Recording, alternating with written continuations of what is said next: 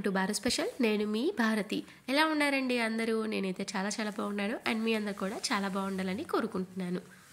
ఈరోజైతే నేను మీకు రోజు పొద్దున్నే బోర్ కొట్టే బ్రేక్ఫాస్ట్తో కాకుండా చాలా హెల్దీ అయిన బ్రేక్ఫాస్ట్తో, అది కూడా మినప్పప్పు ఏమీ లేకుండా చాలా ప్రోటీన్స్ ఉన్న ఈ పప్పులన్నిటితో కలిపి దోశ చేస్తున్నానండి. సో మన ఛానల్ కనుక ఎవరైనా ఫస్ట్ టైం చూస్తున్నవారంటే ప్లీజ్ సబ్స్క్రైబ్ చేయండి, అలానే పక్కన బెల్ ఐకాన్ కూడా హిట్ చేయండి. నేను ఈ దోశ కూడా ఒక 1/4 కప్పు పాటు పెసలు అండ్ అలానే ఒక పావు కప్పు మసూరి దాల్ అంటే ఎర్ర కందిపప్పు అండ్ అలానే ఇంకో పావు కప్పు శనగలు అండ్ అలానే ఇంకో పావు కప్పు లోబియా అండి, అంటే మనకి బొబ్బర్లు అంటారనమాట.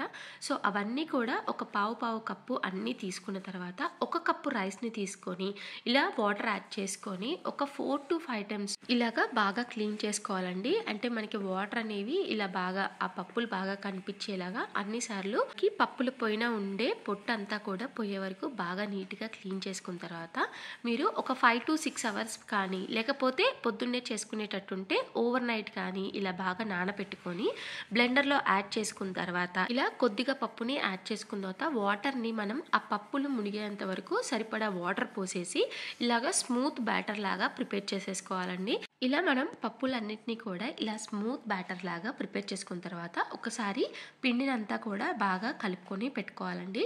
ఇప్పుడు దీనిలోకి కొంచెం సాల్ట్ యాడ్ చేసుకోవాలండి అండ్ ఇది ఫర్మెంట్ అవ్వాల్సిన అవసరం కూడా లేదండి. ఇలా సాల్ట్ని యాడ్ చేసుకున్న తర్వాత ఇంకొకసారి బాగా మిక్స్ చేసేసుకొని పెట్టేసుకోండి.